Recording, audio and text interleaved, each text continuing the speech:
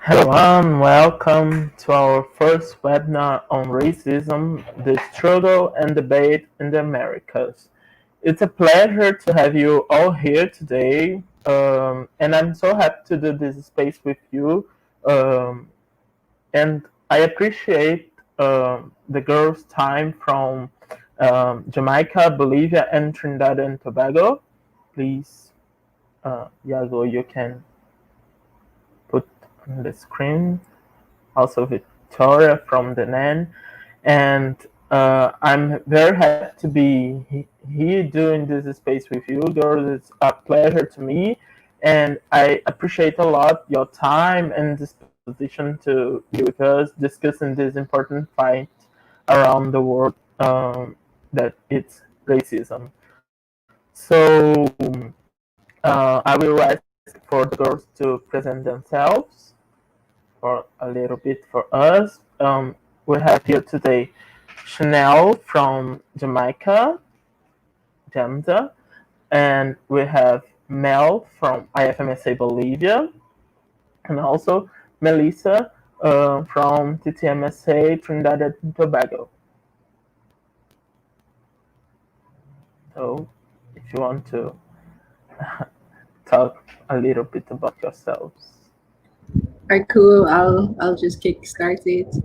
Hi everybody, my name is Chinelle Miller and I'm from Jamso, Jamaica, and I'm the National Officer on Sexual and Reproductive Health and Rights in Jamso. And today I'm representing Jamso. I'll be presenting on racism in the Americas, specifically in Jamaica, and I'm really excited to be part of this conversation.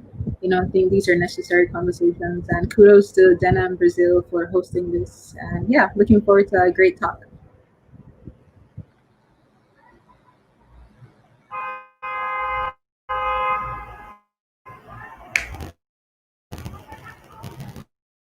You can go on, Mel, or Melissa.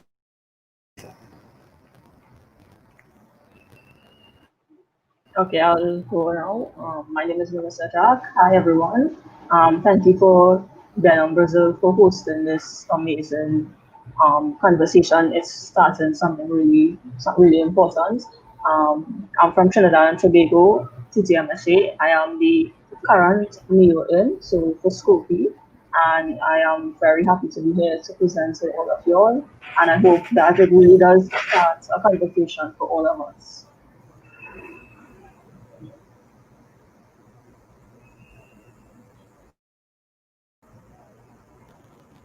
Mel? Hi guys, I'm Melanie, the current NMO president for IFMSA Bolivia. I'm very excited about this conversation, and I think it is an interesting topic for our countries and also for our region. So I hope you can enjoy it, and I don't know. Oh, of course, and thank you for the invitation, guys. Really, I'm really excited about this. Oh, thank you, So Mel. I am, So uh, you can go. yes, I am Victoria. I am an MU president from the name Brazil. It's a pleasure having you today here with me. And Kyle, girls, thank you for your time and attention. And that's it. I hope that you enjoy. And let's start. Kyle? So, about the event in general, in the video description, we have two links, one for the certifications and another one for the questions about the discussion. And you have to fill in those forms and during the presentations. So I'm going to start the presentation with an overview about the situation of racism in Brazil, and I will present with Victoria. So we will divide this presentation on behalf of the name Brazil. So I will share my screen, and please, girls, if you are seeing my screen, you can talk because I can't see it when I'm doing.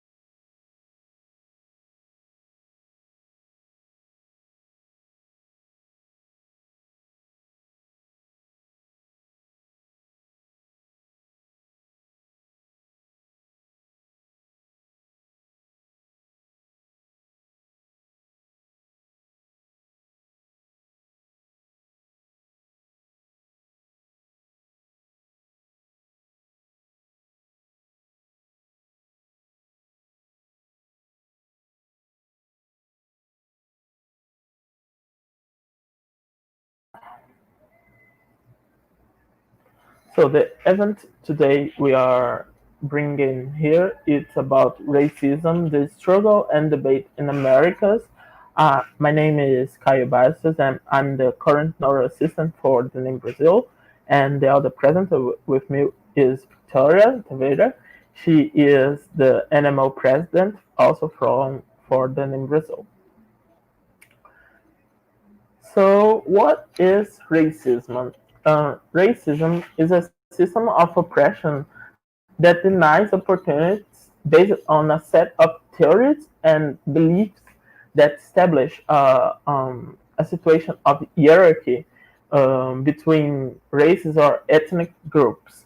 And here in Brazil, this system has been designed and been taught by since the foundation of the country with the arrival of the Portuguese colonizers. So when we talk about the racism in Brazil, we have to think besides the considering the black population, it is important to know that indigenous population is also target of this system of oppression. So the indigenous peoples, they suffer historically from attacks on their culture and identity that are perpetuated by the construction of a society that is responsible for the historical erasure of these oppressions.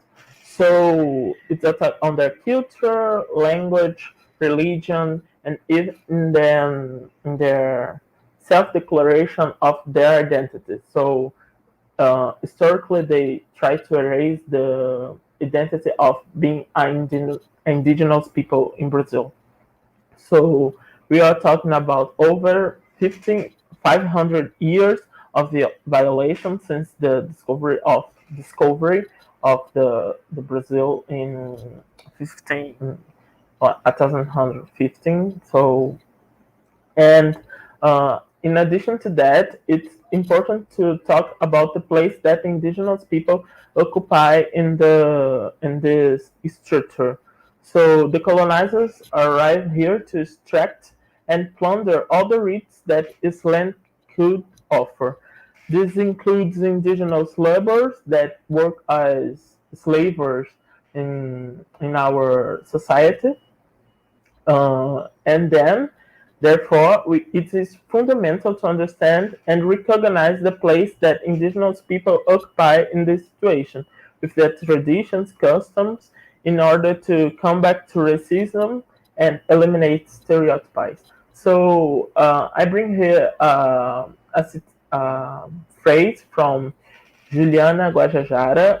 She is a very important indigenous rights activist, and I I bring the station in Portuguese because the idea we cannot pass the idea she brings with this phrase in English, because there are terms that we can't translate. So I will read in Portuguese, and I try to explain what she wants to talk when she said that. So the phrase is: é muito comum ouvirmos os termos índios e tribos. Estes termos apagam a nossa pluralidade. Eu não sou índia, sou Tenete Rara e me sinto ofendida quando me chamam de índia. Isso demonstra que quem fala só conhece a visão romântica de um índio que não existe e nunca existiu. When she says that, she's talking about what she's talking about. Try to attempted to erase the culture, the plurality that it's over historically in the societies and the schools, in the education, the basic education. So what we learn at schools here in Brazil about the indigenous population, not it's the reality of this population in general. So when she stopped that, she's trying to say that. So I hope that I was clear about that when I try to explain the idea she brings with this citation. So, like I said, not only the indigenous people, but not only the black population. So I will talk now about these historical foundations of racism in Brazil. So we have the slave intelligence, that certain forms of work, such as domestic works, who are mostly black women. So in the slave process, we saw black women at um, working at the like working at homes and doing these things, and we have nowadays the perpetuation of this kind of work, but now it's not a slave work, but it's similar to slave work. It's a certain form to work that perpetuates this inequalities between black women and white women. So we can talk more about segregation and non-cooperation. So after the signing of the law that abolished slavery in Brazil in May 1888, we were not create state policies that aim to insert black people into the social structure, further naturalization inequalities. Uh, the golden law, in Portuguese, lei áurea, não didn't sorry didn't brings the abolish of a slavery process that ends the abolish process that was stated maintained. So we have also, in addition to that, laws of the republic, such as the immigration law of 1890, that which prevents the immigration of Africans and Asians to the country, favoring European immigration and the whitening of the population. So, such as in Português, as embranquecimento racial da população. So, this process, it's very important to understand the structure of racism in Brazil. So, we can talk more about the spatial segregation, the appearance of structures of cortiços in Portuguese, but I don't know a similar in English. At the end of the 19th century and the beginning of 20th century, comes to delimit the space in which black people must be inserted. So the black people are segregated spatially in by the other part of the structure of the societies. So to end this part, a racial theories like the population whitening, like I said before, and the racial democracy. So it's very important to understand how slavery is directly linked to racism in Brazil.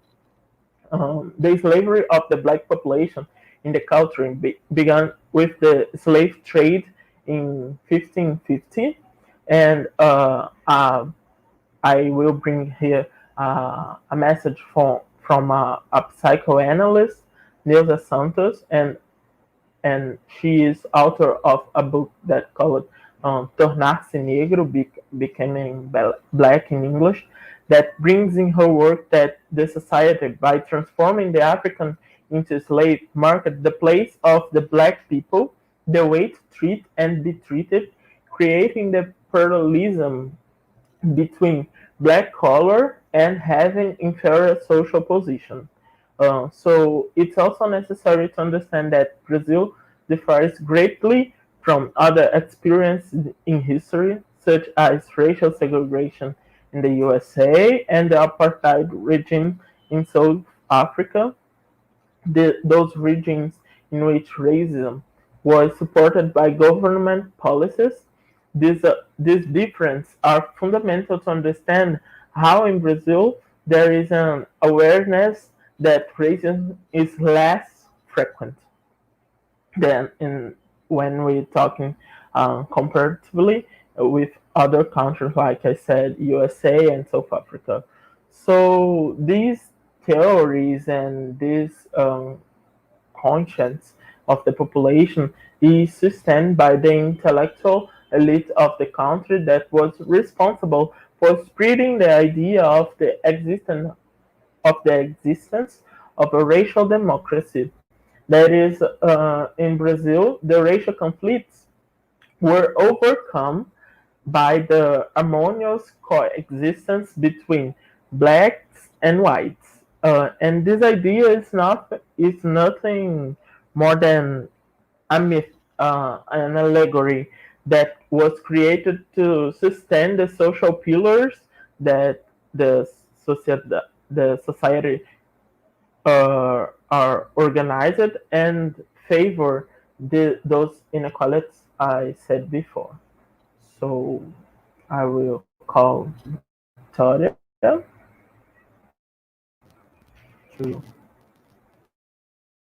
present. I can see my slide. Okay. Well, thank you for this first presentation, Kyle. Now I am going to talk more about the vision of Brazilian races when talking about the impacts of COVID-19 within the country and other structures of society, such as to access to education, health, and labor market in Brazil. First of all, it's important to say that racism in Brazil is a crime. The Brazilian law 7716 defines prejudices of race or color as crimes without bail and imprescriptibility.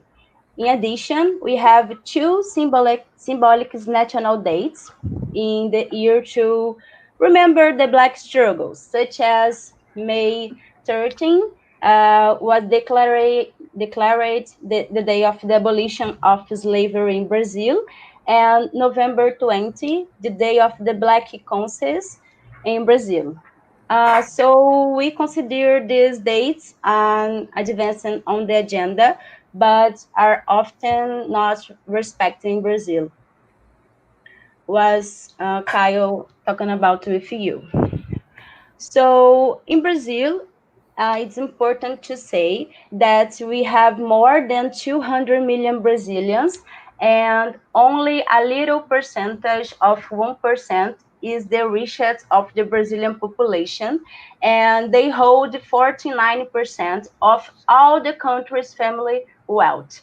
So, like this concentration of income shows the high racial inequality in the country, and we have almost 6% too of the Brazilian population declared Black, um, more than 100 million Brazilians.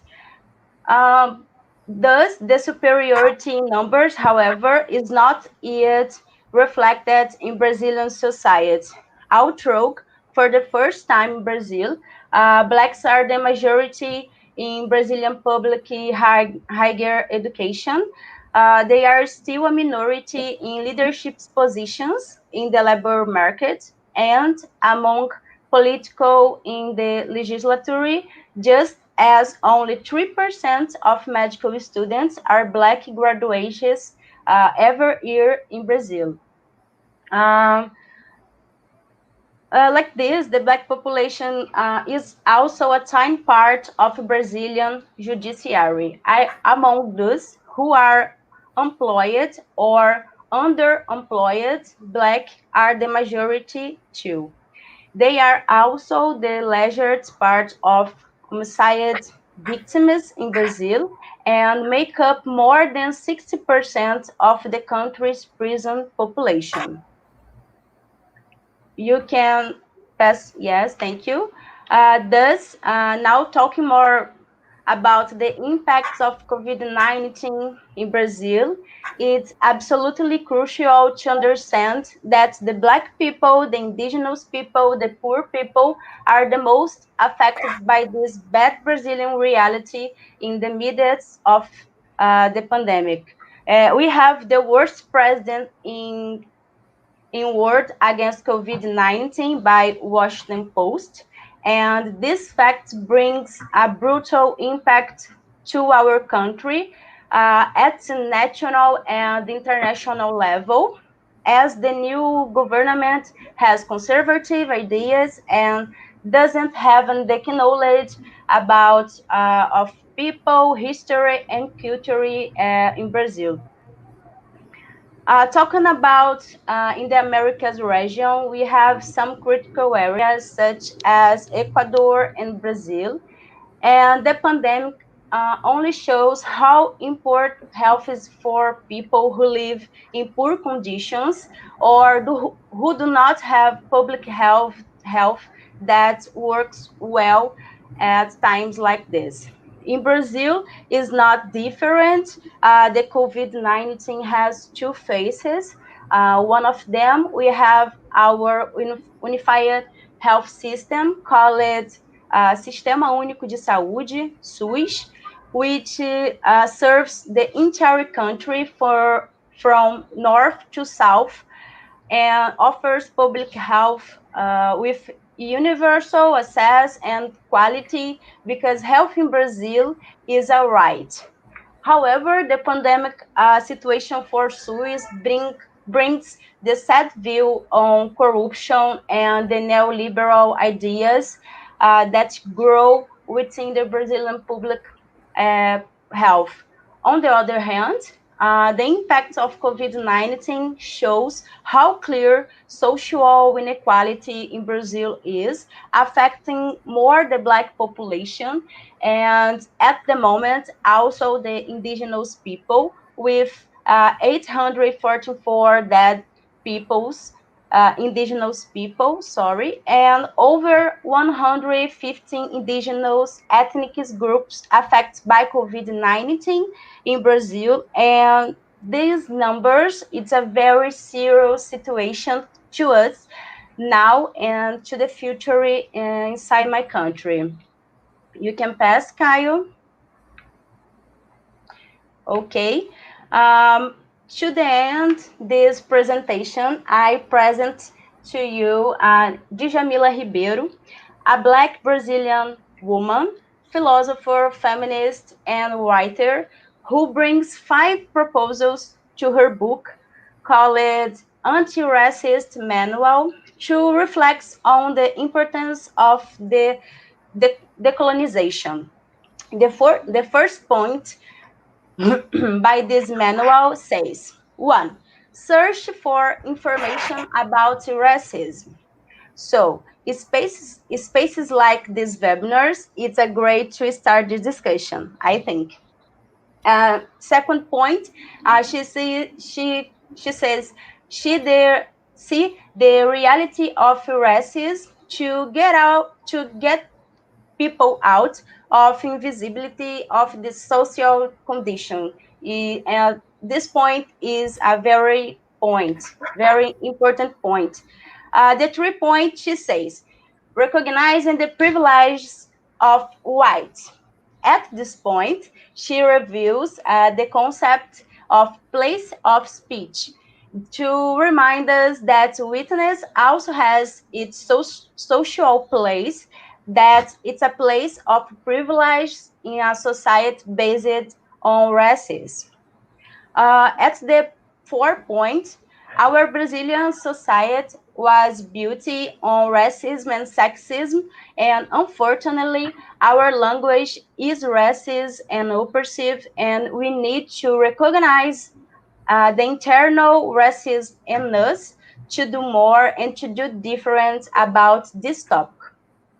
And at the last, she says, read Black authors to empowerment this population this time. And some examples from Brazil, we have Djamila Ribeiro, Carolina Maria de Jesus, Lázaro Ramos, Sueli Carneiro, and so many others. So we have a great path of change within our culture and country to do more on this debate, and we need fight against this racism that kills and discriminates against more than 100 million Brazilians, for example.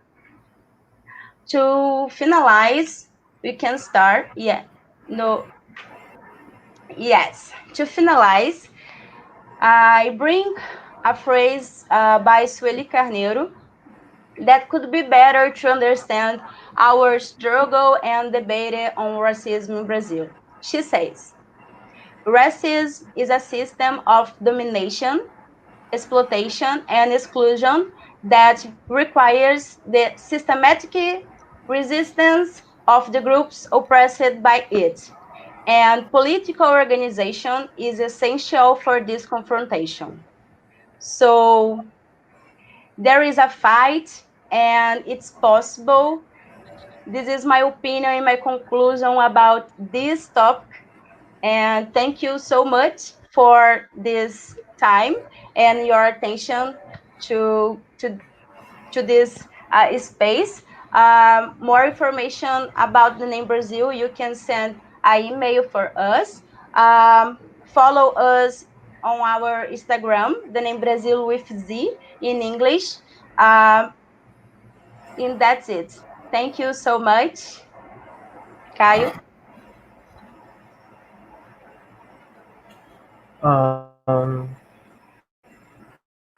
Thank you so much, guys, for the time and to appreciate the.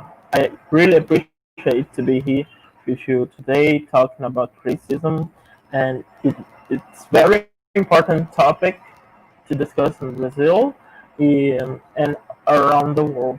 Thank you so much for your time. So now I'm going to ask for Chinelle to present, please. The floor is yours.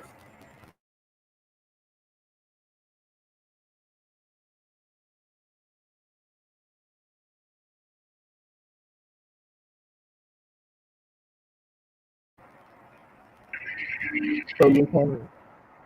Okay, are you guys seeing? Yes. All right, cool. So continuing the conversation about racism, we're gonna be talking about racism in the Americas, continuing, and I'll be giving my specific perspective on racism in Jamaica. So my specific geographical context. However, before I dive into my geographical context, there has been like a lot of racial honors happening in the US recently, and we've been seeing a lot on social media, on Twitter, on Instagram, whatever social media you use, or even just mainstream news. It's very hard to miss, right? So the Black Lives Matter movement started back in 2013 after the killing of Trayvon Martin, and it's been like gaining momentum since then and kind of skyrocketed this year. And one can argue that from its inception until now, not much has changed because we've seen incidents this year that have really been shocking. So the movement has been described as ugly, uncomfortable, violent, and even necessary. So from a news broadcasting service here in Jamaica, where some persons were talking about what was happening in the US and racism in Jamaica, a university lecturer, Dr. Knife, said the following: everything we did to free ourselves during slavery was an illegal act. So it seems like criminal behavior is the only way you can free yourselves under a system that uses law to make you a criminal. And you'll see that this narrative comes up repeatedly, in the fight for like equality and freedom. So this is a clipping from a news story that was broadcasted, and it was a protest that was happening in Jamaica this year. So in response to a lot of the Black Lives Matter protests and riots in the US, that sparked many other protests in other places in the world. So this was from a protest that happened in Jamaica. So this particular individual was highlighting the fact that, you know, Jamaicans have in the past been on the forefront of like talking about race and African liberation in the past. You know, persons like Marcus Garvey, who did a lot of work about like returning to Africa, African pride in the past. So we have heard about, and she also made mention of some specific cases in Jamaica of of state-based violence against its citizens. So we've kind of heard the names above, right? You know, the Breonna Taylor, the George Floyd, Eric Garner, Ahmaud Arbery. Those have been like mainstays in the media. And the two names below are persons from Jamaica who suffered state-based violence: Noel Chambers and Susan Bogle. But before we get into any specifics and before we discuss any examples, I'm gonna define some terms, which is important, right? So what is race even? What is that? So there's this Jamaican poet, fictional writer, essayist, and blogger, Kai Miller, who really explored what race was like in Jamaica, right? And this was a quotation from one of his essays. And it reads, "For what is race anyway, but a decision that other people make about you, an assignment that has been given to you. Race, it seems, is not so much what you are as it is what other people have decided that you are, what it is they see in you, how they make sense of you." Now, most social scientists agree that race, you know, is largely a social construct and it doesn't necessarily have any biological footing. And a pioneer of DNA sequencing, Craig Vento, said the concept of race has no genetic or scientific basis. But yet still, you know, we classify people based on their phenotype, how they look when we see them. So these are just some racial categories that exist in Jamaica. So, you know, the Black African, dark brown, which we'll discuss that in a second, Indian, Chinese, and white. So I posit though, you know, in the medical spheres, we're all like medical students here. If race is a social construct, why then does the medical community classify diseases based on race? And I'll just leave this question with you for you to ponder. But not because race doesn't have a biological basis means it's not real. Money is a social construct. These are just some papers from Jamaica, and it has very real implications of what you can do, what you can't do. So not because race is a social construct means that the implications aren't real and felt by millions of people. So let's return to race now, right? So what are the different racial groups that exist in Jamaica? How do we classify them? So in the US, there's this thing called the one drop rule, which essentially means as long as you have one drop of Black in you, then you're classified as Black.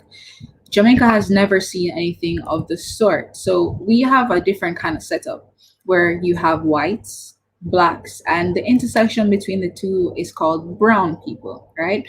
So in general, there are three main racial categories: white, Black, and brown. And I'll discuss the other racial categories you see in the bottom part of the screen shortly. But what is brown? What does that mean? So of course, it refers to skin color, so how a person appears phenotypically, but it's more than just skin color. It's your hair, your eccentric features, you know, how a person's nose may appear or mouth, speech, you know, using standard English, as well as how a person would dress. So anything that, you know, brings you closer to the white side of, you know, their heritage, those are like classified as like brown. How also there is of note the Chinese population, Indian and Middle Easterners, Lebanese as well, were brought into Jamaica, you know, close to independence as indentured laborers. And these persons suffered discrimination based on their race. And in response to official and unofficial discrimination, the Chinese, for example, created their own means of support through mutual benefit associations. And in this way, Chinese Jamaicans have been able to develop a distinct community. And it's interesting that these non-African groups have been relatively successful, and their success seems to support notions of Black inferiority. That is, they helped perpetuate, you know, ideas that equating dark skin to low social status. And this is some quotations from a dissertation.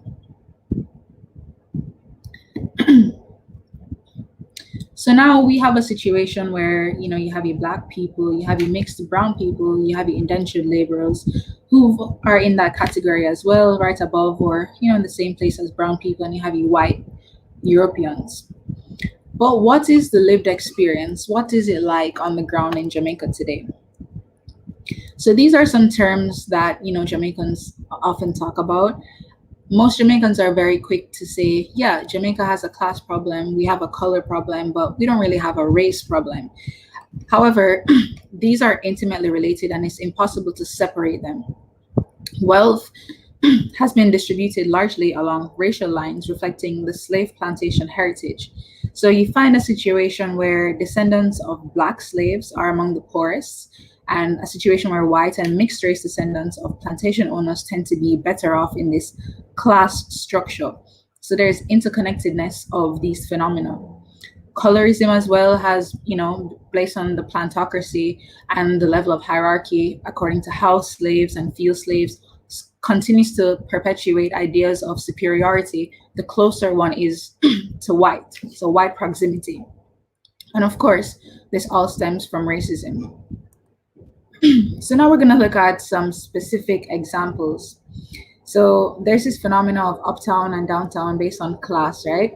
So this is a real example. So uptown is an uptown brown woman, wife of popular Jamaican artist, publicly ridiculed a black man who so happened to be an Olympian. So this is a quote from her Twitter, a post that was made. So between the bikes, loud, hard music, parties and screams, I honestly wish he would go back to where he came from. He's a horrible neighbor. I cannot wait to move. And language like this that is racially charged is commonplace in Jamaica. And whereas persons are quick to say, okay, yeah, that's classist, yeah, that's colorist, we're very hesitant to, label things and statements like these as racist. An apology was submitted thereafter, and it read, after some much needed introspection, I would like to publicly apologize for the comments made about Usain Bolt. Not only were they unwarranted, but also highly inappropriate. And for this, I'm truly sorry. That was submitted to an editor to the newspaper, The Observer.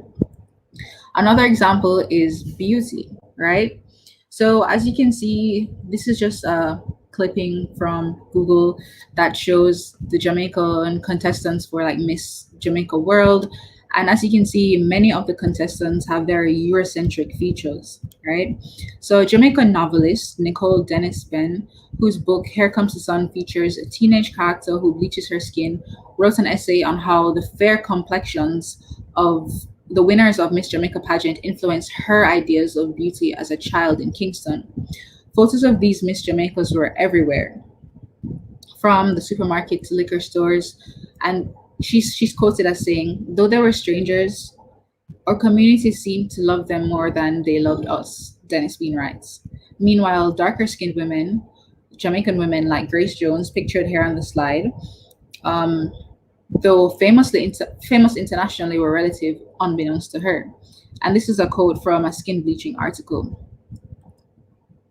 So skin bleaching is also something that is a phenomena here in Jamaica, and it's perpetuated by these Eurocentric, standards that are held by society at large, that persons aspire to be lighter in lieu of getting advances in life, in lieu of getting success. And it's important that we don't, pathologize these people who lighten their complexion, because in doing that, we ignore the problem, the racism that incites them to do that in the first place. And this is from the same skin bleaching article here, pictured here. So tourism. Tourism, of course, is a form of neocolonialism, right? So a quote here says, the result of neocolonialism is that foreign capital is used for the exploitation rather than for the development of the less developed parts of the world. Investment under neocolonialism increases rather than decreases the gap between the rich and the poor countries in the world. So tourism is one of Jamaica's main sources of income, and we see that, racism, inferiority complex, and capitalist system has the black man serving the white man repeatedly in our tourist industry. And this is something that is reminiscent of colonialism, and it's just refashioned in the tourist industry. Okay, so the last example that I'll be talking to you guys about today is Rastafari. So this is a pro-African consciousness and African liberation movement born of centuries, born out of centuries of oppression at the hands of slavery and colonialism. It's a liberty of a people. And this was formed in Jamaica in the 1930s, and Rastas here in Jamaica have faced tremendous, oppression by the state. And it's interesting that a lot of they've faced backlash because of, marijuana usage, but a lot of the backlash as well is rooted in anti-Black ideologies. And it's just interesting to see how persons in Jamaica have internalized a lot of like the anti-Black racism, anti-Black ideologies, and are oppressive to even our own people. So recently in the news, there was a situation where there was a, Supreme Court ruling, a case around a girl in primary school, I believe, who had locks, and there was a whole problem with the school. And it's incredible that in 2020 we are still facing problems where a person's hair, is a barrier to them accessing education. And it's interesting to note and important to know that the politics of the hair runs deeper than the aesthetic. It permeates institutions rooted in anti-Blackness and colonial ideologies affecting everyday life. So we have this motto in Jamaica, out of many one people. And sometimes I think about the fact that is our motto a lie? So we in Jamaica have a population of very diverse peoples. As you saw, there's a lot of mixing of the peoples that existed here and continued mixing of the people. So, there's not like a large distinction between people sometimes. There's like some racial ambiguity. But of course, there are very distinct groups of people that exist here. However, interestingly, in the 1960s, two men pictured here founded the Jamaican political parties, and they really pushed the nationalism of Jamaica. So they pushed the idea that, you're not Black or white or brown or whatever, you're Jamaican first before all of that, which is where this rhetoric of out of many one people comes from. And it's interesting to know that many Jamaicans nowadays hold strongly to the belief that we don't have a race problem here. It's a class or a colorist problem, due largely to the fact that also the groundwork that was done by these men to push the nationalist agenda of Jamaica. But the question now is, what do we do with this information? What is our next step? Like, what's next?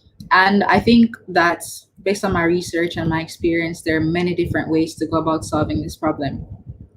Last year, I read Malcolm X's autobiography, and one thing that stood out to me was something that he said to Martin Luther King's wife.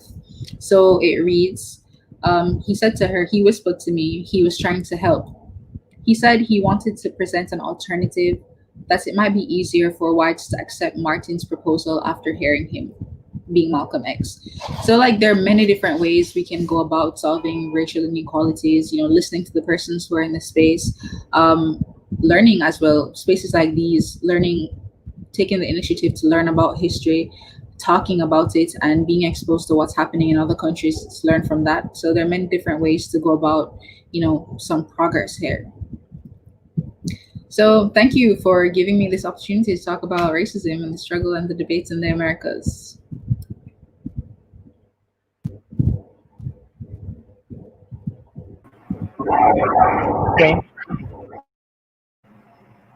Thank you so much, Chinelle, for this amazing presentation.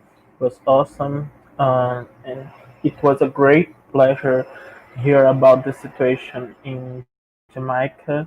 And I thank you so much for your time to be here with us today. And just a kind reminder to everyone that we have two links in the video description, one for certification and one for the questions. The one for the questions is open, and you have to fill if you have any doubts about the presentations. So by now I will call Melanie from IFMSA Bolivia to do her presentation. So I will share the slides for you, okay? Thank you. And, Hi, guys. and you just talk to me when I have to move the slides. Okay, thank you. Thank you, Kayo.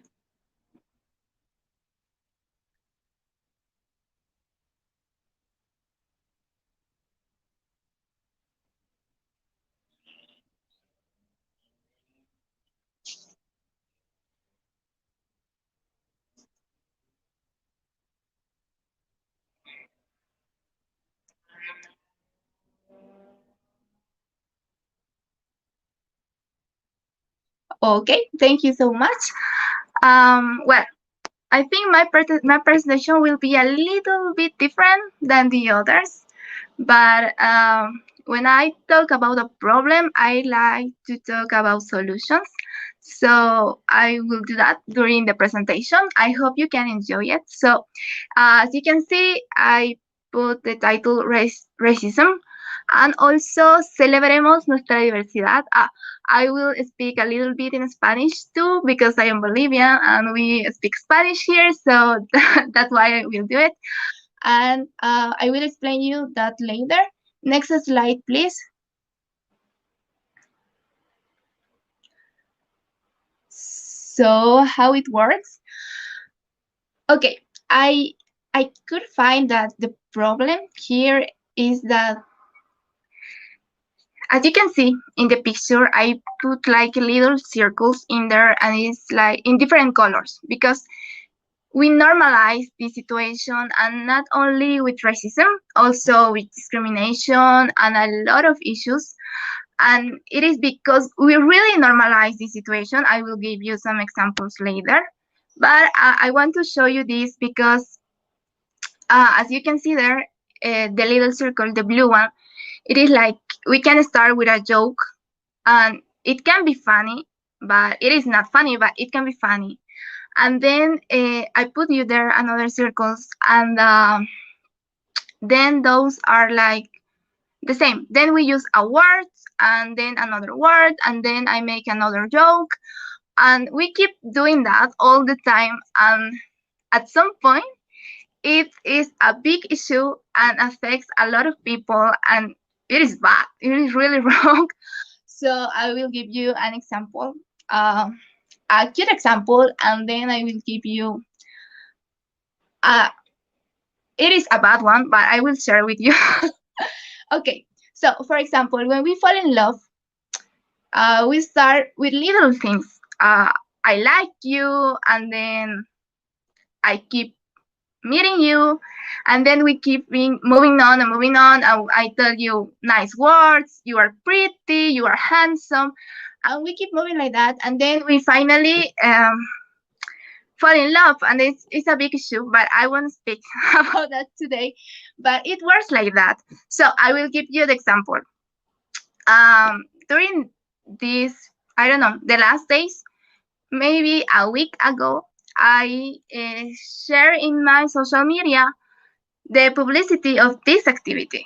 Okay, probably you saw it. It says racism, and it has our three pictures in there, and I share it in my social media. Some of my friends sent me a message and told me an activity related to racism. And here in Spanish, when you refer to black people, we use the word negro or negra for female, and they do that, and it was like it is an activity related to racism, and all of you are negritas, and it's like, oh my god, we are not all black. And for them it was funny, it was a joke, and I realized that we always do that kind of stuff, and for us it's like normal and it is fun, and it is not. We are in the 21st century, and we keep struggling with this kind of stuff, and it is so wrong. So I wanted to share that with you because it is like, oh my god. So okay, I will keep moving, and I will give you some examples here in my country. When we talk about racism, it is very related to politics, sadly. And especially during these days, we will have elections in a few days. So if you talk about this topic, it always related with politics. I will show you later some of these pictures, but it is sadly, really. So a few years ago, next slide, please.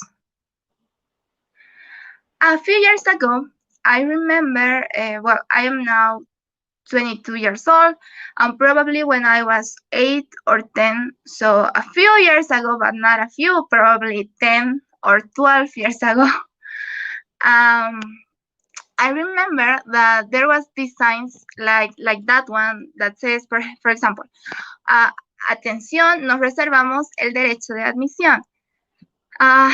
In some places, we have these signs because no, you can enter wherever you want and anytime, and it is good. But during those years, those signs were for some people, and it was related to social condition and also I think ethnic issue too. And you know, I remember that here in my city it was a new place. It was big, it was really famous here, and it was new. So I can say which place was, but I remember that I went with my family because it was for all the families. So if you were 10 or if you were 50 years, you could get inside, and it was very exciting because it was a really new place and there was a lot of people.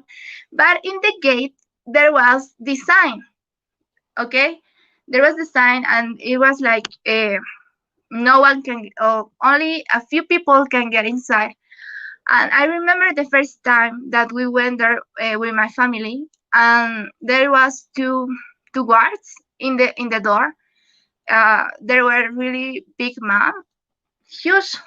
They were really huge, and it was this sign. And I remember the first time that I read this sign, and it was in my head. I said to me, "Oh my God! I hope they could let us in. Please let us in. Please let us in." And I keep repeating that to myself, and then we could get inside. But we went there many times, but I couldn't understand why the sign was in there because I was a child. And I asked my parents, and they said that it was a rule that the establishment had. And it's like, oh my God, what kind of rule is that? Whatever. We keep going there for a lot of time, and I didn't understand who can get inside and who can't. And there was a time that we were arriving to that place, and it was a family, an indigenous family with their typical clothes, and the guards told them, you can get inside, and they didn't let them to get inside. And it was like, oh, okay, so that's the people that can get inside. And as a child, it was really complicated for me to understand the situation. But now I do, but it seems to be really bad. However, this situation, it was the same situation in a lot of establishments, in a lot of places, with the same rule actually. Next slide, please. For example, this is a picture of a manual. I will explain you that later. But if you can see the picture there is a restaurant, and there is a couple with their typical clothes. And someone stopped them and told them, you can't inside. Okay? And the situation, it was like that for a lot of years here in our country. Well, next slide, please. Since 2010, we have a national law against racism and all the forms of discrimination. So you can be racist here. Okay, that's why at the beginning I put you there. Let's celebrate our diversity because we have a lot of different ethnic and cultural stuff here in Bolivia. And since 2010, we have this law. Next slide, please. This law wants to prevent, to eliminate, and to punish any act related to racism and discrimination. And I think since then that a lot of places took out the signs and accept people because since forever, as Victoria and Cayo told you, it was related to slavery and all of that stuff.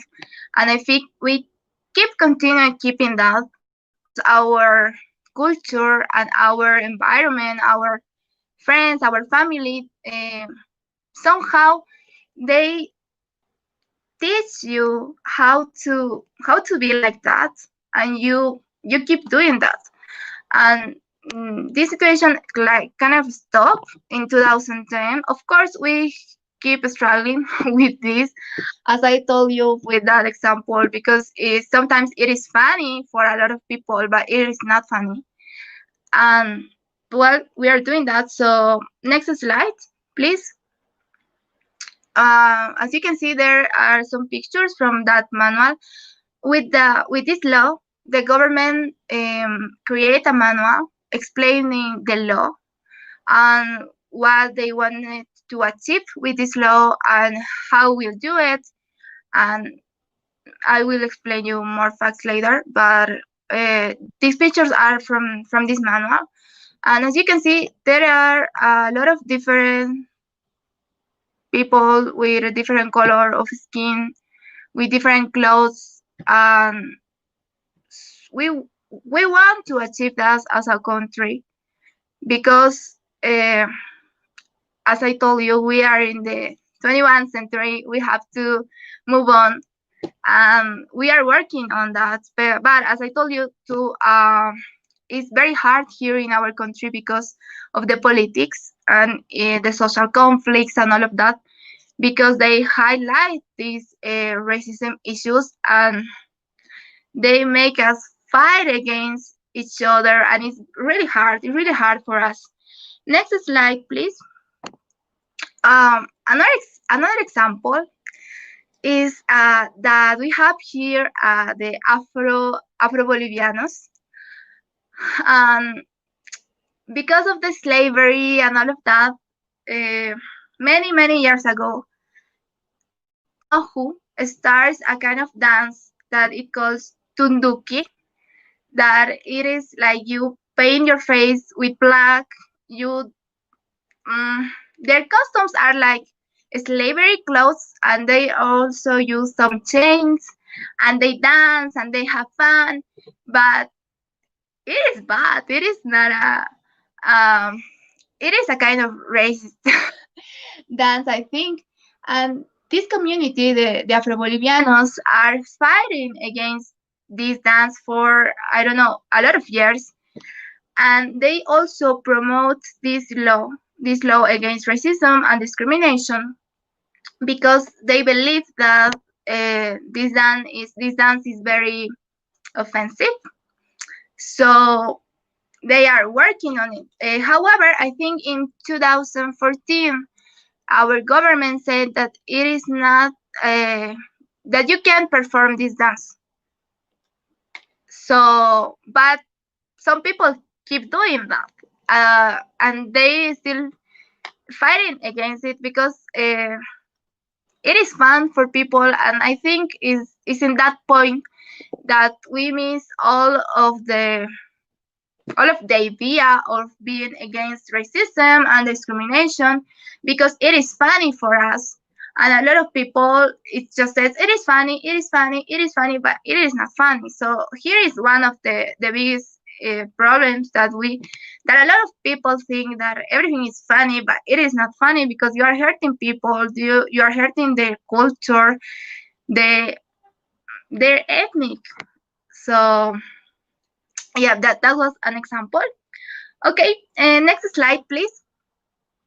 With this law against racism and discrimination, our government create a national committee against racism and all the forms of discrimination. But what they do, they fight against racism and discrimination. We always keep repeating that. It is like a phrase, against racism and all the forms of discrimination. It is like our favorite word here in Bolivia. Favorite words. Okay, so the idea of this committee is that they fight against this issue, and also they promote making some campaigns. For example, they make some related to education, because one of our biggest problems here, I think, is that we understand the racial segregation because they teach us since we are little in our schools and that kind of stuff, because we have to learn about the history of our country and all of that.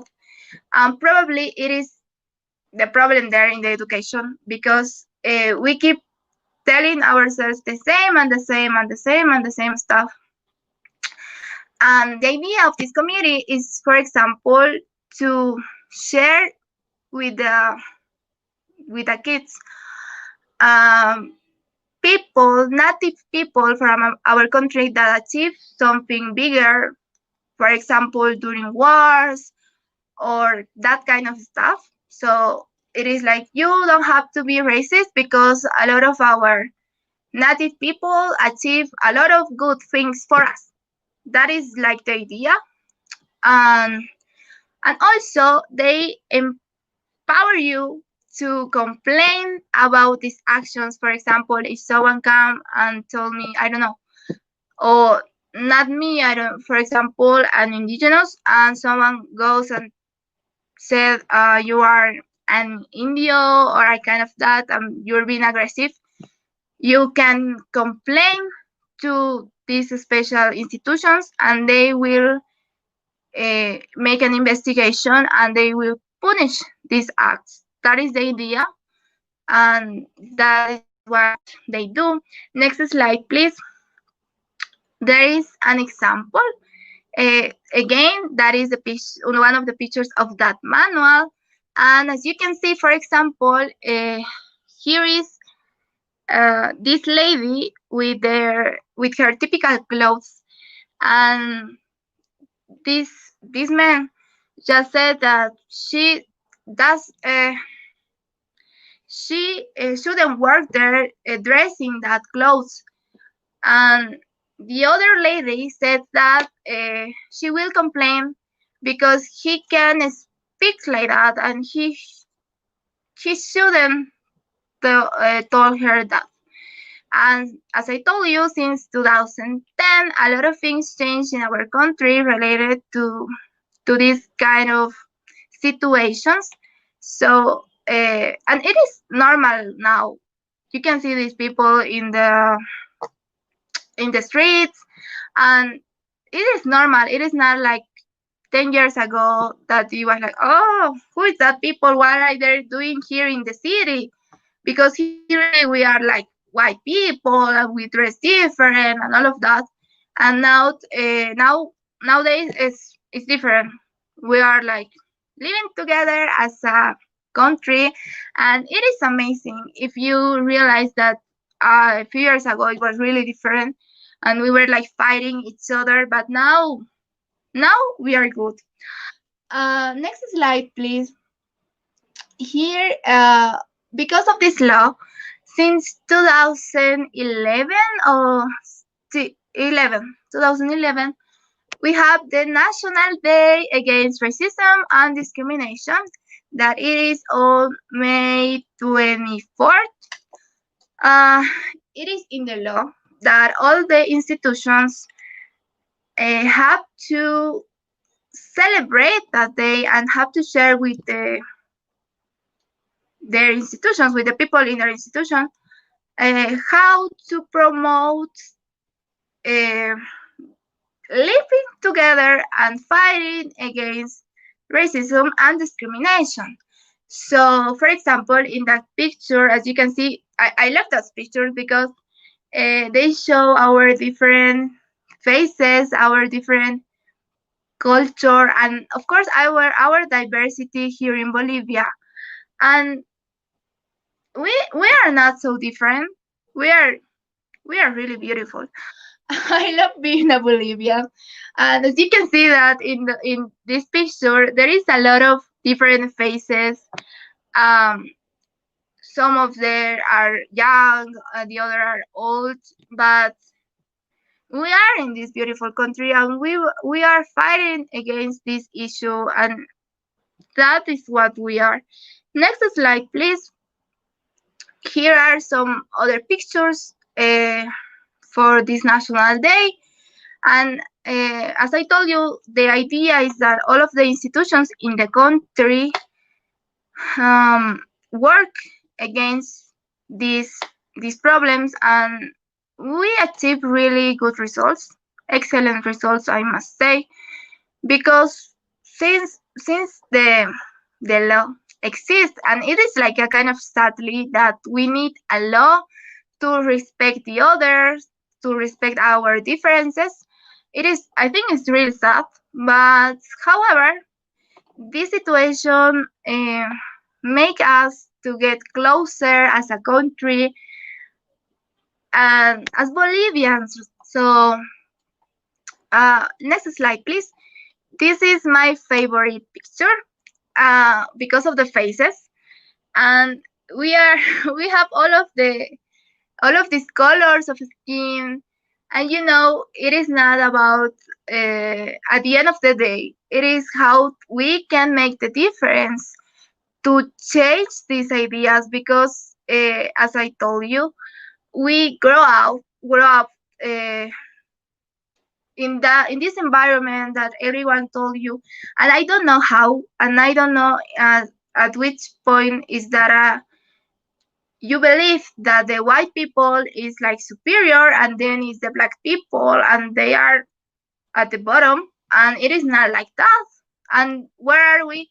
Like, for example, I love to say it, and you must hear sometime, it is like a piel canela, the color of my skin, and we are like in the middle, and where are we, right?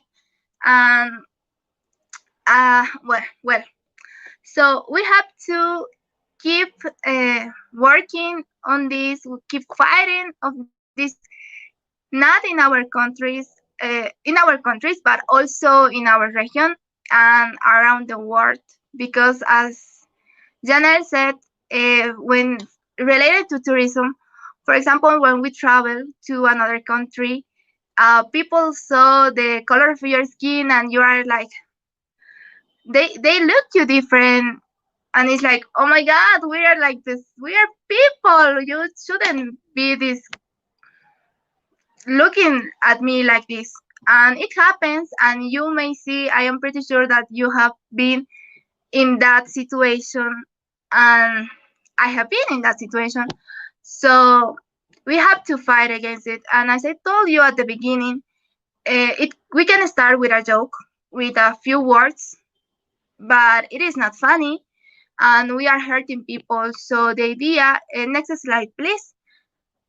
The idea is that we have to work together against this kind of discrimination, and we have to create a better world, because people like you and like me, we are looking for this ideal world, and we know the difference and the problem of this topic in how it affects a lot of people, not only in our countries, around the world. if they can fight for them, we can fight for all of them, for all of us, for all of them, and it's our fight. So I hope you can keep fighting against this topic. Um, okay, so that's it. Thank you so much for listening. And any questions or whatever, you can ask me at the end. So thank you very much.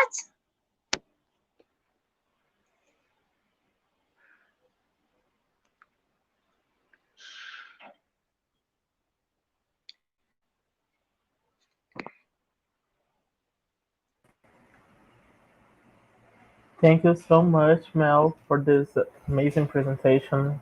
That was awesome. The view, what each you brings from Bolivia, it was incredible. Thank you so, so much.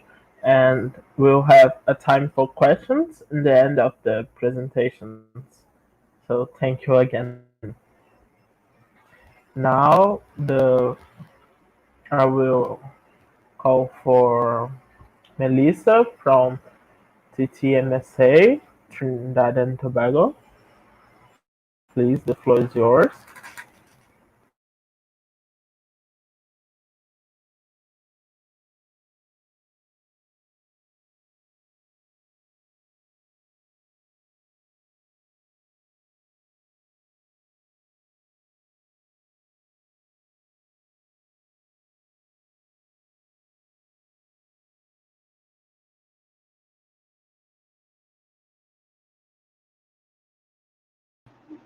Okay, hi, can you hear me?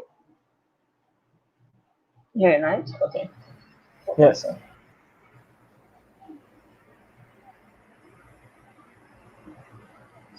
all right, so you should be seeing my slides now. Yes. Yeah. So hi everyone. My name is Melissa Jack. I am the current new in for Trinidad and Tobago, well, TTMSA, and I'm just going to highlight a few issues on the same topic, racism in the Americas. And I believe this is a very important topic because it, as I said before, it starts a important conversation, as well as it allows us to realize that although we're medical students, we're not just supposed to box ourselves into this category stating of speaking medical topics only. We're supposed to look at real life issues, and I think this is one of them. And again, thank you to DENEM for having this and inviting me to speak at it because we need to stand up against real life issues and know that we have to think of solutions as well. So, I am from Trinidad and Tobago, and if you look at the image, you'd see one of the lines from our national anthem. It states, "Here every creed and race finds an equal place." And this is something that we are very passionate about. If you talk to anyone in Trinidad and Tobago, you would hear that we are a melting pot because Trinidad and Tobago has been involved, well, we have a lot of persons, a lot of different cultures, a lot of different ethnic groups that came to Trinidad and Tobago, and it basically it, the diversity within Trinidad and Tobago is very rich. We have a lot of ethnic groups, we have a lot of religious groups, we have a lot of holidays that celebrate all of these groups, and so you might want to know how could racism really be prevalent in a place that has so much diversity, but there it is present, and we're just going to explore the ways that they are basically perpetrated as well as encouraged within this society because sometimes you realize that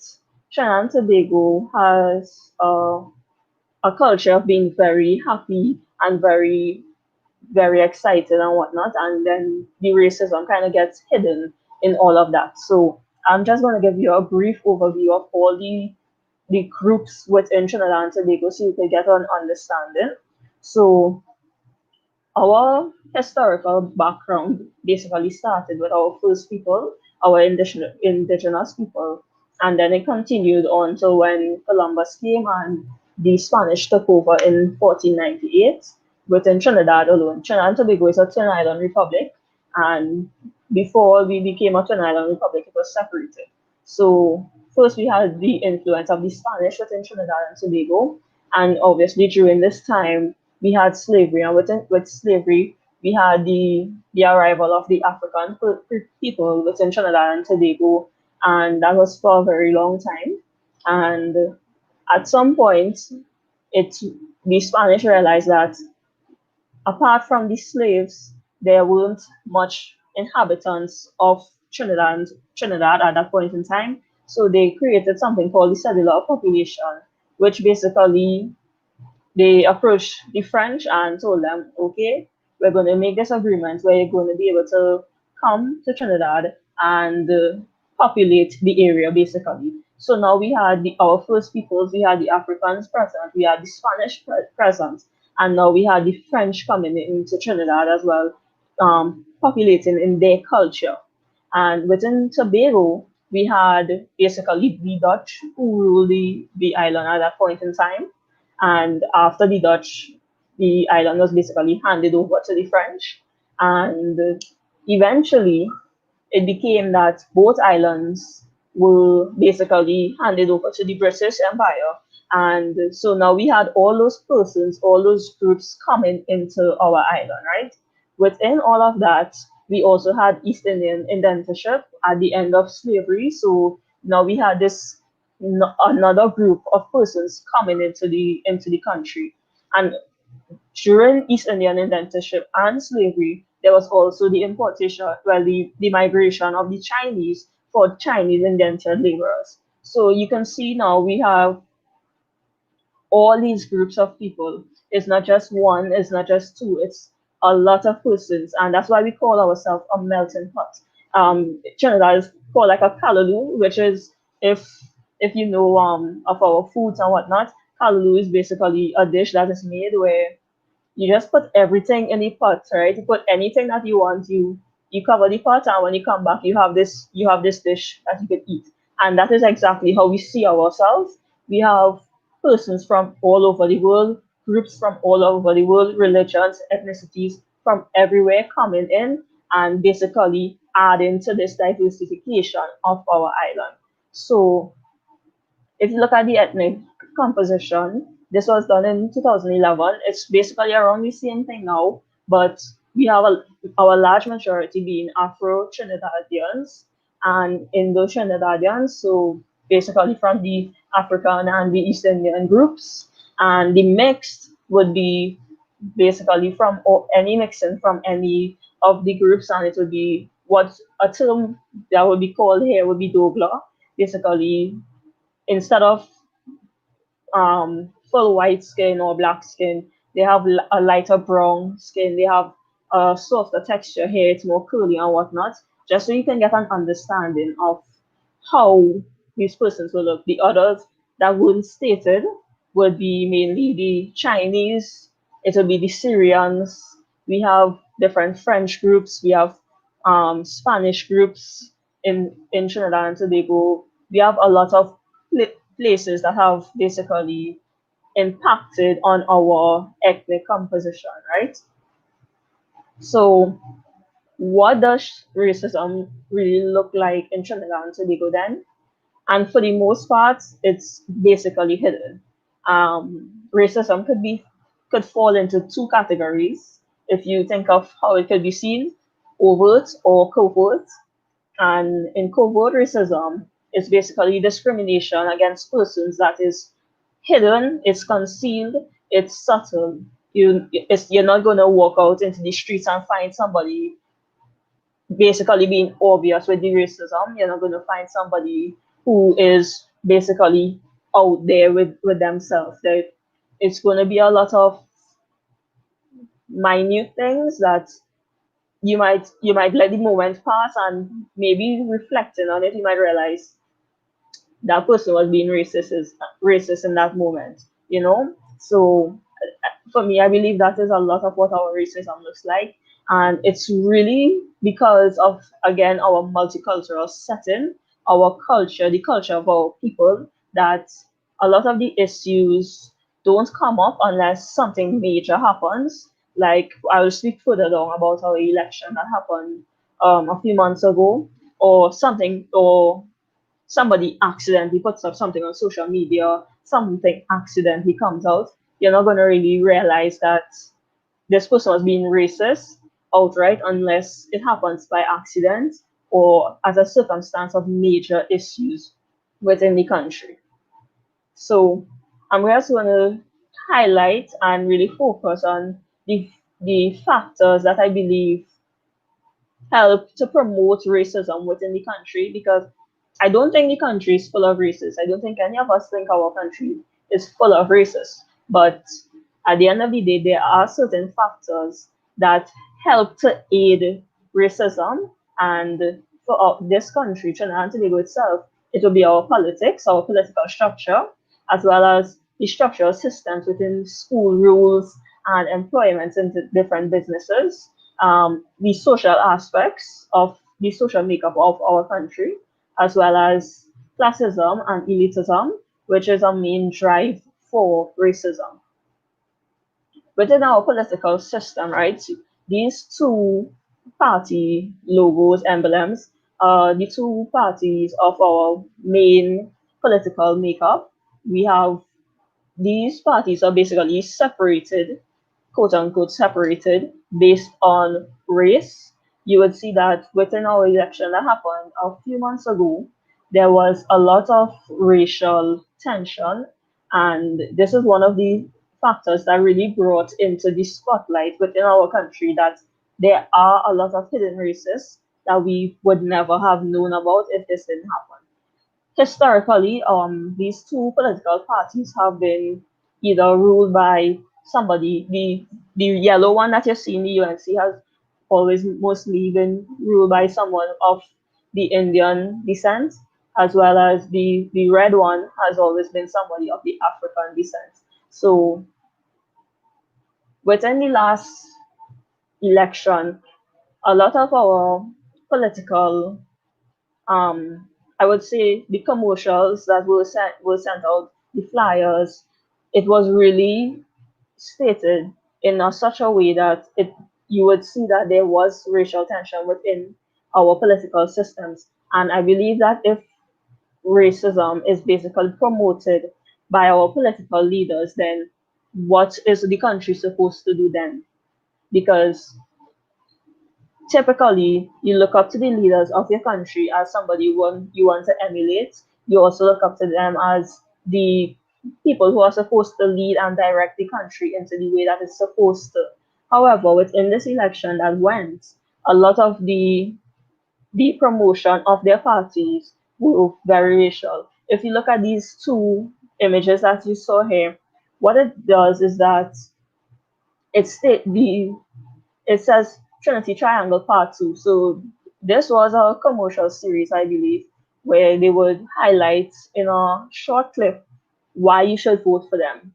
They was stating that they would give out more jobs, they would put more grants, more government assistance, and in doing so, you would always see that the person who was um, portrayed as poor, the ones that were portrayed as needing this government assistance were always the black persons and persons of the Indo descent or the Syrian descent and whatnot were the ones that were given these handouts. Basically, it's it was really disrespectful to the African community because none of the promotions that they led basically were accurate representations. They would always, if you look on the right hand side, this was a video of a young child in ragged clothing, messy hair and whatnot,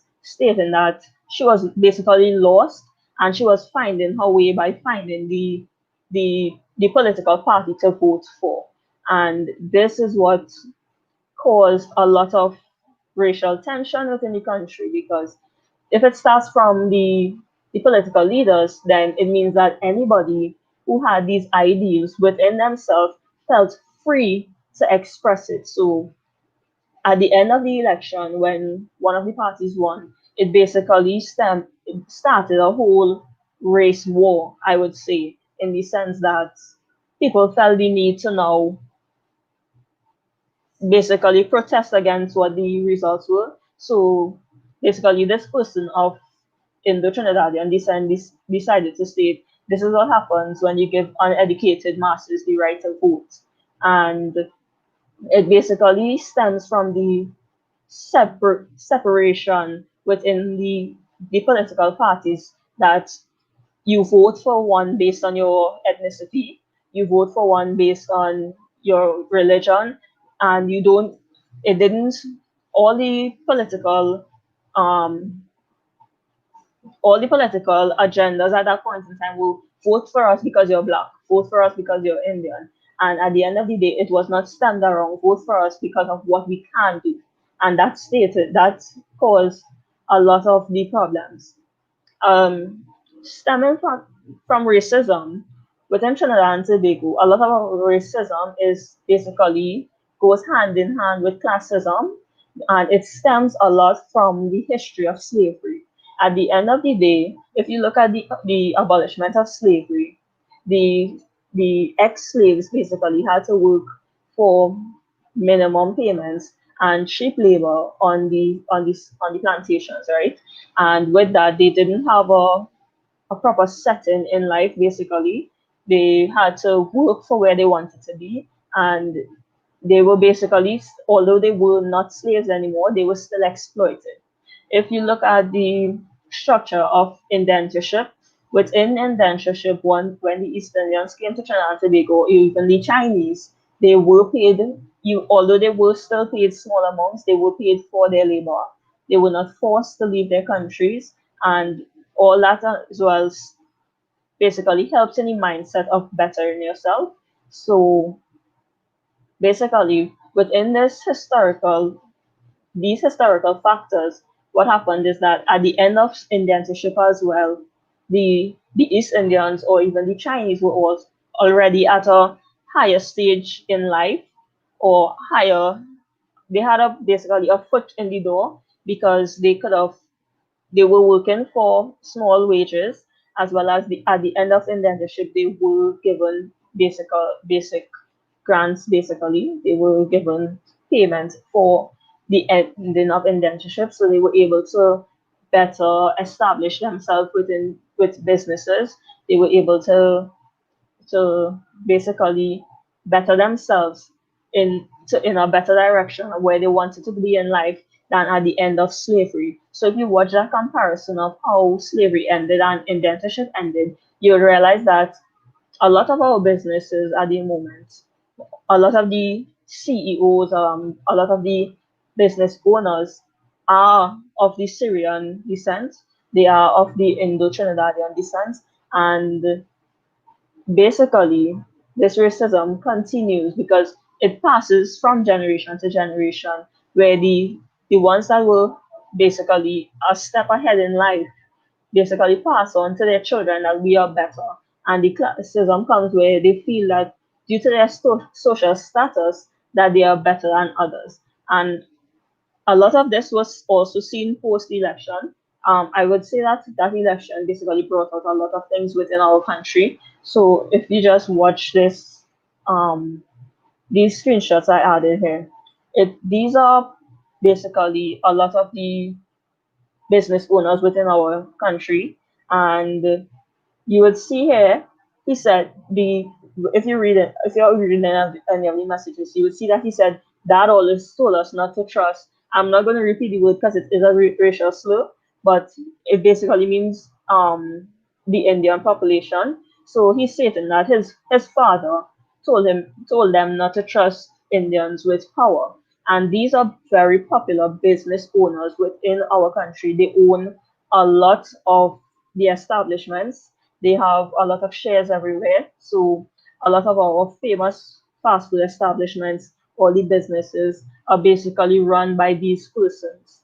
And if we go on to the Ramsaran lady, she basically stated that um, the high persons in society, the elites, they will be paying their taxes basically to mine or basically, as she calls us, she calls the African population loafers that support that particular political party. Yeah, the other person states that all they do is make children, and it she goes on to further state that she hopes that contraceptives are put into the water supplies, basically to end the population of Africans within the country. And this is where a lot of the racism within it is passed down from generation to generation, and that is one of the things that we need to aim to do. It needs to basically we need to realize where these racist comments are coming from and basically put an end to it. So one thing that was done is that, as I said, they are business owners, and this particular person, they have a popular juice establishment. They made it's a it's a packed juice kind of thing, so it was very popular here. So the minute these statements were made, what happened is that all these supermarkets, all the groceries that had these products on their stands, they immediately removed it. And I think that support for anti-racist comments is something that is really needed, because in Trinidad and Tobago, I don't think we have any anti-racist laws. At the end of the election, there were petitions started basically to establish these anti-racism laws, because we realized that there was a need for it, because it is present. We aren't always going to see it because of our culture, but when we do see it, it was very heartwarming to see that persons were able to stand up against it, especially even if it meant that it that the your business was going to be at a financial loss, because now you don't have a popular product that people wanted all the time. So racism is basically also propagated within our structural systems, such as our school rules. Um, you would, if you just watch these two pictures here, you would see that these hairstyles are actually very neat. And sometimes in some schools here, it's not allowed. Persons of natural hair texture, persons with natural skin colors and whatnot, they are basically discriminated against, where the school states that you're not allowed to wear these hairstyles. Both of these cases, it actually made our newspapers and was on our local news, because the school basically sent the students home saying that they could not attend school again until they fix their hair. I think that was the headline. School states fix hair or don't attend school. But at the end of the day, these are our natural hairstyles. There's nothing we can really do about it. And it basically comes to the it a lot of people always have problem with it, because as was stated in one of the presentations before, what does hair has to do with your education? What does hair has to do with you paying attention in class, right? And even the hairstyle I'm currently wearing, in some schools, when you go in, they will tell you that you're not allowed to wear it. I know for boys' school, the standard is a short cut with no marks, no fades and whatnot. So persons there are persons with races from small. We do have persons who practice Rastafarianism, and sometimes they do cut off their hair so that they are able to go to these schools, which shouldn't be. Once your hair is neat, it should be allowed to basically go to the schools. We also have the problem within the employment, because we realize that within the banks, within these important businesses, you realize that you wouldn't see the black people first. You would see those of mixed races. You would see those who have lighter skin complexions, and that already perpetuates the problem of racism, where they would basically see that we would separate where to put you. So the higher ups in the business will hire basically the African boys and whatnot, basically to be their packers and lifters and whatnot. But you won't see that they had other persons. They would basically have the persons of the lighter skin complexions being the face that you see when you first walk in, or they will hire them for higher positions, which is a problem because then now we're basically aiding in furthering classism as well as that elite culture. And the last thing is that our social structure basically aids in hiding racism because Trinidadians have a very fun-loving, happy culture, happy personality. You see that Trinidadians like to party, they like to basically have fun, right? So a lot of the times you realize that these racist slurs or these racist demeanors are basically covered in jokes or they're basically misread. And it's because of our fun loving culture.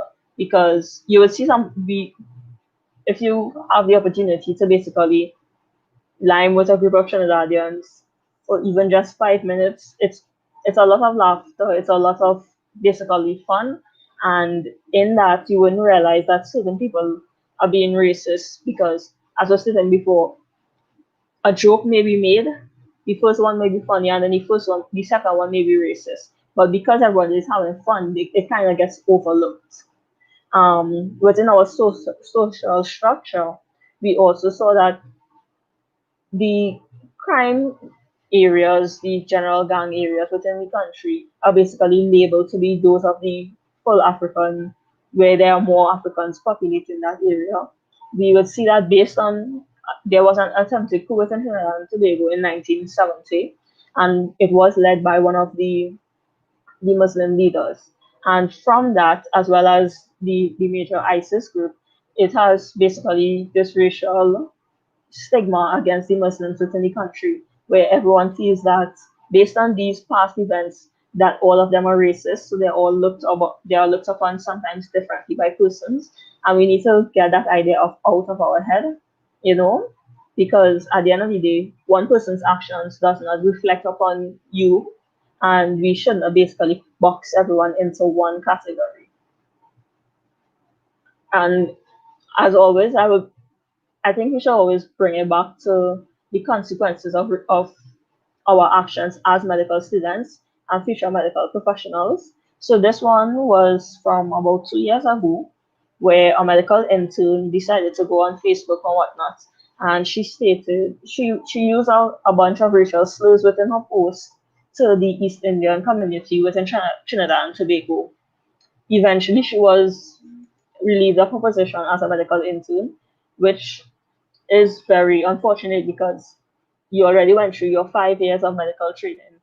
You finally got into the hospital as a medical intern, and then because of this, because of your tendencies that were hidden for the last 5 years, the person felt the need to just go on Facebook and be racist. And I think that we all have a great responsibility as future medical professionals. And the first thing we need to do is basically educate ourselves on racial tendencies, which I believe this webinar is a great opportunity for it. See if there are any tendencies within ourselves and see how we could further better ourselves so that at the end of the day, we wouldn't make the same mistakes other persons have made in the past, and we'll be more accepting of everyone and be more together as a group, right? Because this is the last one thing. These are some of our basically this is our motto and some from our national songs, right? So it says together we aspire, together we achieve, right? But sometimes it doesn't seem that we're all together because there are a lot of things that basically separate our country within our racial tendencies and whatnot. I bring back again the line from our national anthem. Every creed and race find an equal place. But is that really true? Because we pride ourselves on this idea of diversification and cultural acceptance when sometimes it's not actually achieved. And from the last one of our other popular national songs, it says, God bless our nation of many varied races. But sometimes it doesn't seem that all of these races are accepted because if you watch down further in the song, it says, may we possess that common love that binds and makes us one. And I think that is something that we need to work more on. So basically, find that love for each race, for each ethnic group, for each culture, and embrace it a little more. It's not enough to say that we have holidays, because we have holidays and we have this culture of celebrating every holiday within Trinidad and Tobago. There's nothing like cultural appropriation here. For Emancipation Day, you'd find persons of the Indian descent dressed in African way and vice versa. But that's just show sometimes. We need to really find it within ourselves to actually accept and be willing to love each one of each community and each racial group, each ethnic makeup, to basically better ourselves and know that at the end of the day, we need to aspire to what our anthem actually says, that every creed and race will actually find an equal place. And I just thank you all for listening to this presentation.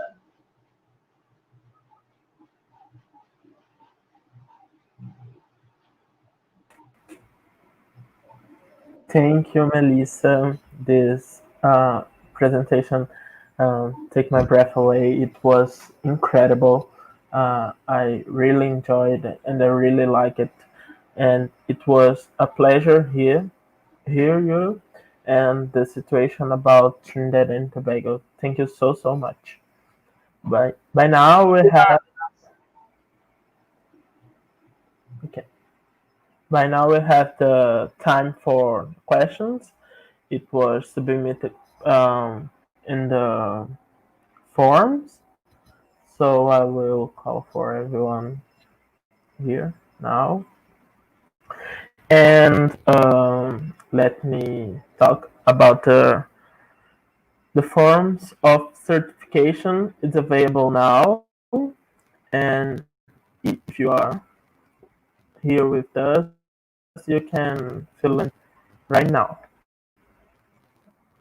So now we have a time to questions. So Iago, please, you can.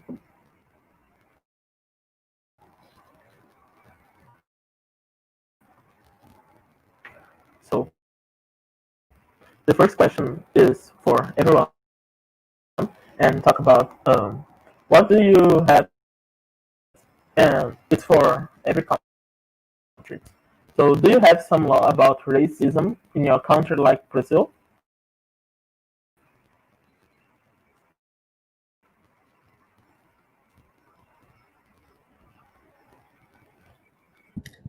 Okay, I'll go first. In Yeah. Jamaica, we don't have like specific laws on racism. No. Okay, I'll go next. I would say the same as Jamaica. In Trinidad and Tobago, we don't have any specific anti-racism laws or going first. In Bolivia, we have a law against racism and all the forms of discrimination since 2010.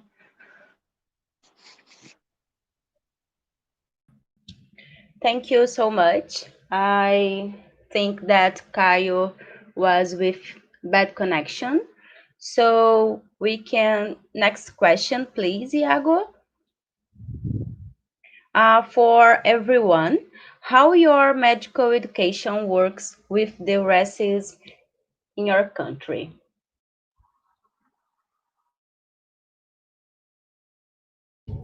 Do you do the same order again, or is it random?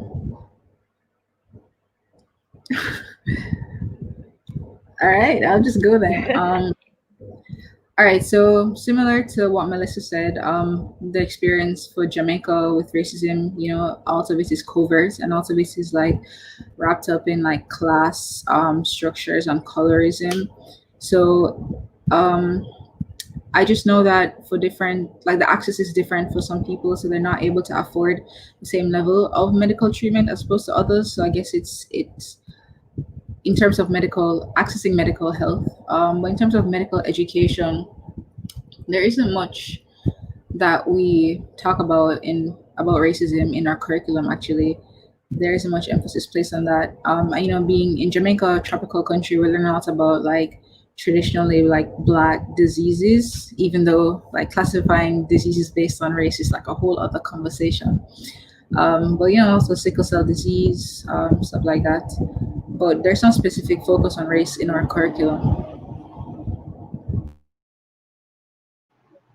I would say same because at the end of the day, Trinidad and Tobago Medical School and Jamaica basically are under the same one university, except it's basically a two campus locations. So within medical education, there isn't anything really focused on racism. There isn't anything that focuses basically on science for a black person compared to science for somebody of lighter complexion.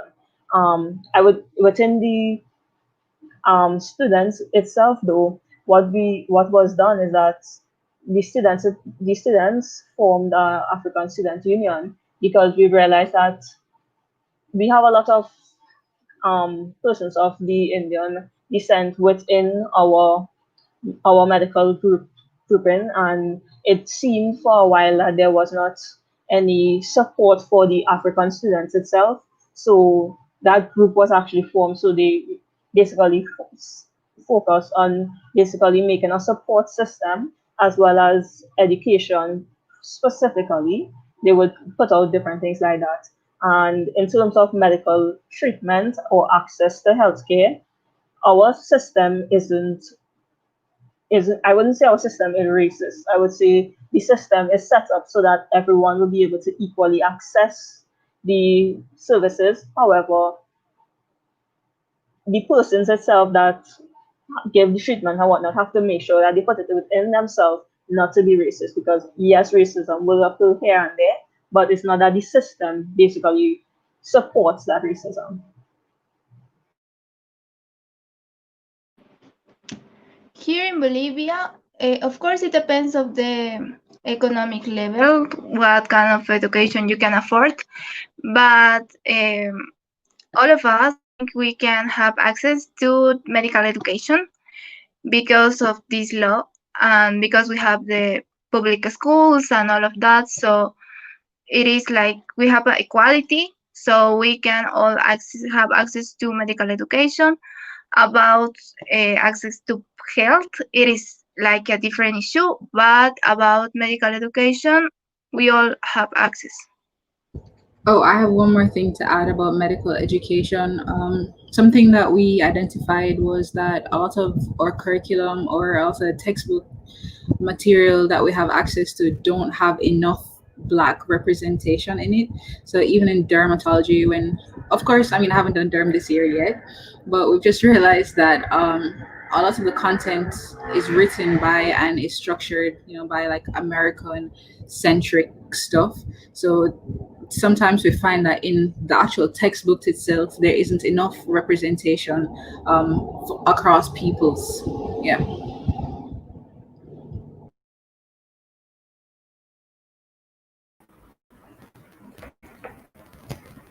Thank you, girls. For the last question, it's for all of you. It's is the anti-racist struggle in your government an important issue?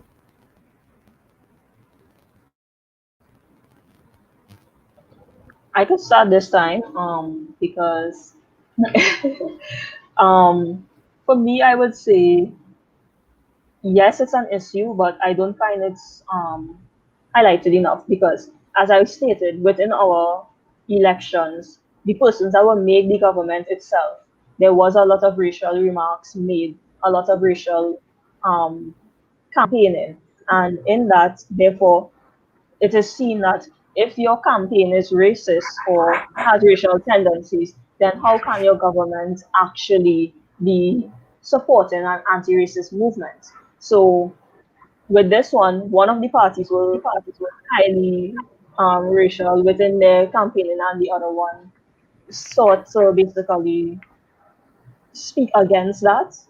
and then it moved to the party that was being racist, stating that, oh no, we're not being racist, we're just letting you all know what is happening and whatnot. But at the end of the day, we don't support racism. So I would say that based on what happened within the last few months, I think there is basically like a shift moving in order to basically try to get the government to basically be more anti-racist. As I said before, during the election there were various petitions, various heads of anti-racist groups and whatnot who have basically stated what they thought about the situation and basically trying to get the government to be on the side that you can't just hide behind words and say that we're not racist.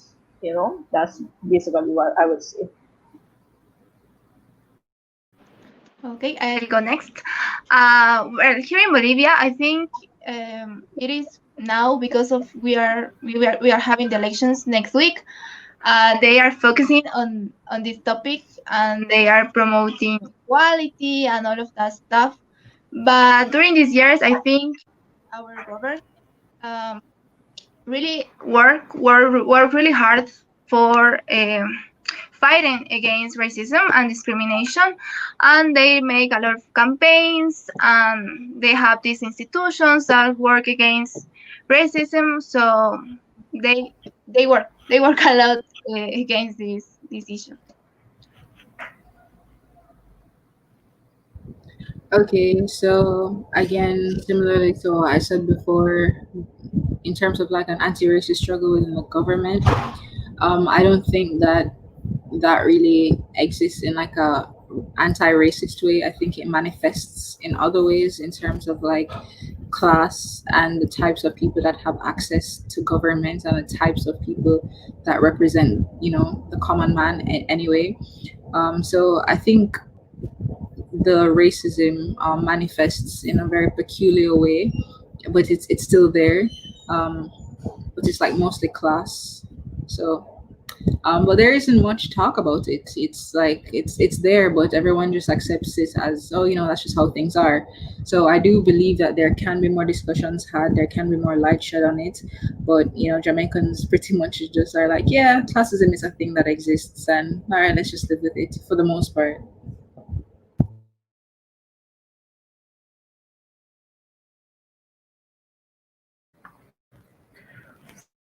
So that was the final question.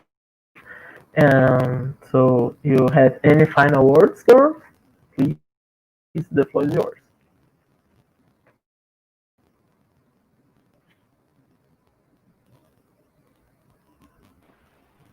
Okay. Thank you guys so much. I really enjoy being with you today.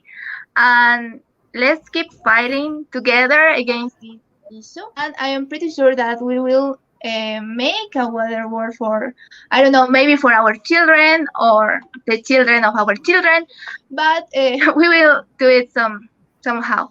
So thank you so much, and see you. I don't know. See you soon. All right, I'll go next. Just echoing the same thing. Thank you guys for creating this space, inviting us to join. It was a pleasure just engaging in the conversations, because these are necessary conversations that are a part of the work in general, So you guys are playing a part, and I'm happy to join in with the conversation, continue the conversations in my spaces as well. And yeah, it was really interesting and important to hear the perspective of other people, from Brazil, from Bolivia, from Trinidad, who's so close to Jamaica. So yeah, thank you guys again. It was a pleasure being here. All right, so I'll close it off. So I'll just echo the same sentiments because I think this is an important topic. Sometimes we we as people may shy away from actually opening up to difficult topics. So extremely grateful that I was given the opportunity to basically be here. It was really great to actually hear the perspective of all the countries present, and I hope that it's continued and basically not just continued but evolved so that persons could actually get a better understanding, and then we may actually find ways of being involved in creating a change, and not just, it's important that we start with talking about it and not just stop at talking, just continue and keep going on and finding actual solutions. As I know, Melanie had said in her presentation, she's big on finding solutions. So I think this is great. We started, and now it's on to finding solutions and going from there. So thank you so much for you girls. It was amazing. I learned so much with your exposure presentation. Sorry, and I hope that soon we can make more spaces like this with other themes or topics that we'll be discussing inside our NMO in our country, and these discussions will be available with DENEM Brazil. We are open to do more space about this. So we are in collaboration with you girls, and on behalf of DENEM Brazil, I say that I am so happy now because this works well. Thank you so much for your job, Melissa, Chinelle, and Mel. Some informations about the next webinar. We have one more webinar about the races. October 25 is a Sunday, and we'll be able to discuss it with India and Ethiopia and other countries that we don't have confirmed yet, but we can share with you other dates, and that's it. Thank you so much for this presentation, and to the next one. Thank you. Bye. A DENEM é de quê? De luta! E a DENEM é de quê? De luta!